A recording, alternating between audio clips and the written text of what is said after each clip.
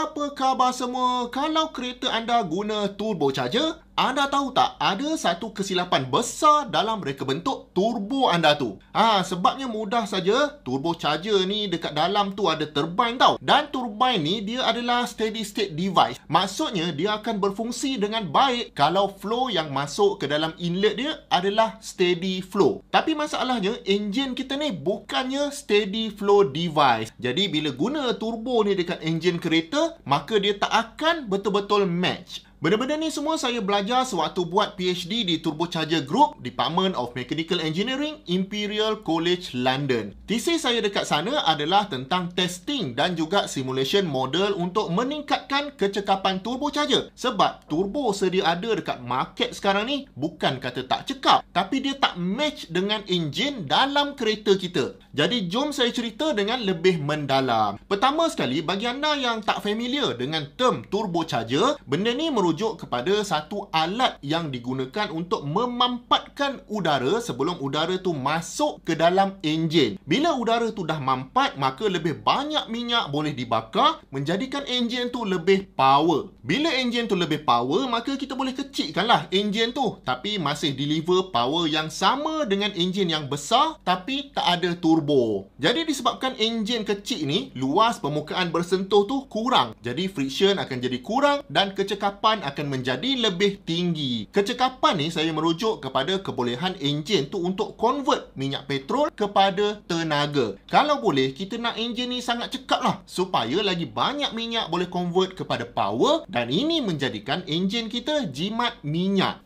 Dan bila minyak tu dah terbakar, udara kotor yang keluar dari exhaust valve tu akan dialihkan masuk ke turbine turbocharger ni. Turbine tu pula akan berpusing. Pada masa yang sama, turbine tu juga dia bersambung dengan kompresor. Maka dia akan bawa lah kompresor tu berpusing sekali. Dan kompresor yang berpusing inilah yang akan memampatkan udara yang masuk ke dalam enjin. Putaran turbine dengan kompresor ni pula bukan perlahan tau. Kalau turbo yang kecil tu, putaran dia boleh pergi sampai 200,000 RPM. Lebih kurang 3,000 putaran setiap saat. Memang ngeri bila kita imagine. Tapi benda ni wujud. Okey, jadi sekarang anda dah tahu macam mana turbo ni berfungsi. Kalau dulu orang akan bolt on turbo ni untuk bagi enjin asal ni lagi power. Maksudnya turbo tu dibeli dan dipasang kemudian. Tapi enjin moden sekarang mostly memang dari kilang lagi turbo ni dah terpasang. Ada yang exhaust manifold enjin tu dah bersambung terus dengan turbo punya housing. Sebab lagi dekat exhaust valve dengan turbo ni punya intake, lagi banyaklah tenaga dapat dipindahkan daripada enjin ke turbo. Jadi sebenarnya turbo ni bukanlah sebahagian dari enjin. Dia macam satu komponen tambahan yang kita letak dekat situ untuk bagi enjin tu lebih power. Jadi apa masalah dekat sini? Okey, tadi saya dah explain yang turbine dekat dalam turbocharger tu dia adalah steady state device. Maksudnya cara turbine ni beroperasi untuk setiap saiz turbine dan untuk setiap design dia akan ada flow yang betul-betul sesuai dengan turbine ni. Efisiensi dia paling tinggi dekat sini lah. Point ni kita panggil design point. Contoh kalau steam turbine dekat power plant, memang dia ada design point dia dan plant tu akan beroperasi pada design point ni untuk menghasilkan sebanyak mungkin tenaga elektrik. Itu kalau dekat power point. Jadi pada design point ni, untuk udara tu masuk ke dalam turbine, sudut aliran dia ataupun flow angle dia memang betul-betul kena ada dalam range yang betul dengan blade angle dekat inlet turbine ni. Beza sudut flow angle dengan blade angle ni kita panggil sebagai incidence angle. Dan incidence angle ni kena lebih kurang negatif 20 degree. Barulah turbine tu akan betul-betul efisien. Kalau dia lari dari negatif 20 degree ni, maka kecekapan dia akan berkurang.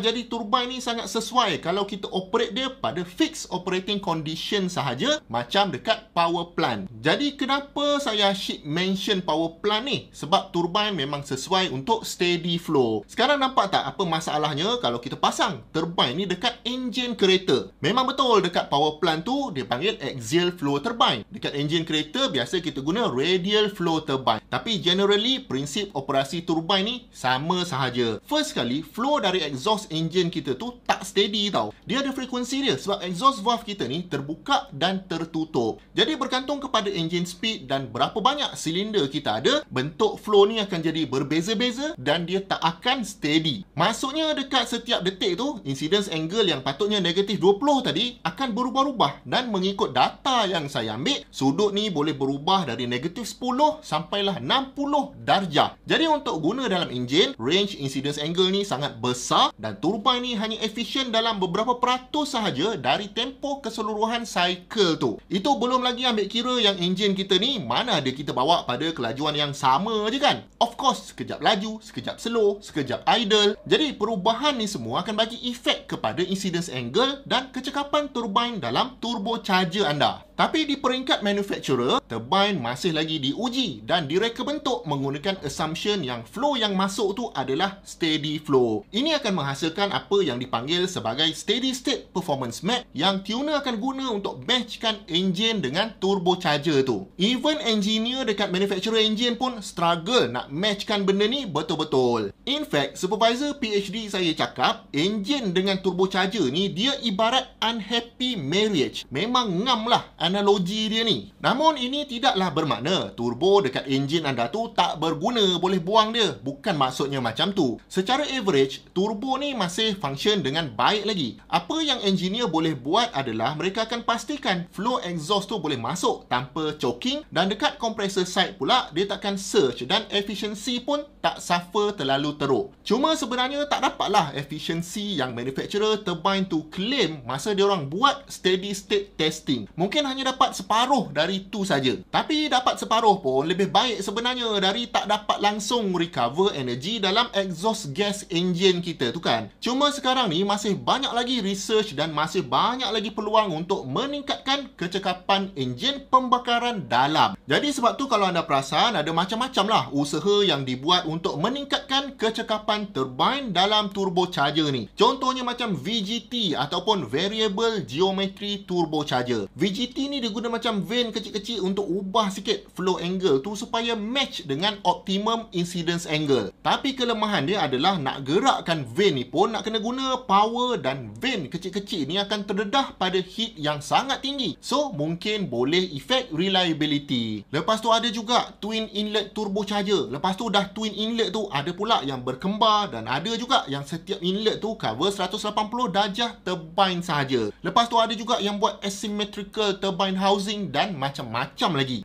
Jadi anda nampak tak sekarang kenapa saya cakap turbocharger ni sebenarnya tersalah design. Dan kalau anda dah tonton sampai sini, memang anda ni sangat minatkan enjin lah. Kalau tidak, tak adalah anda nak tonton sepanjang ni. Jadi untuk anda yang nak belajar lagi banyak, saya ada 50 video, 2 ebook dan 6 jam konten untuk anda belajar lagi banyak pasal enjin ni dalam kursus online Asas Enjin Akademi Hasbullah. Memang saya beli sebiji enjin dan buka satu persatu komponen dia untuk diterangkan kepada anda. Anda nak tengok bila-bila masa dan di mana-mana saja pun boleh, dan akses anda akan dapat untuk seumur hidup. Klik link di bawah untuk join.